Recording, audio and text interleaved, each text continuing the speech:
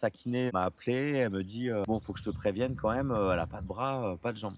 Béatrice qui est en tête de la série. Mes amputations, c'était en 2010. Tu as commencé à surfer quand? En 2022. Et on est en 2025. Et je suis 4e mondiale, oui. Ouais, je viens d'apprendre ce matin que je suis à nouveau sélectionnée en équipe de France. C'est très récent de surfer sans prothèse. Ce que je n'aime pas, ça voulait dire que sans prothèse, je me rentrais dans l'eau en me mettant à genoux. Je trouvais ça un petit peu humiliant, un peu dégradant. J'ai dû encore faire une avancée par rapport à l'acceptation du handicap. Elle cherche à améliorer ainsi.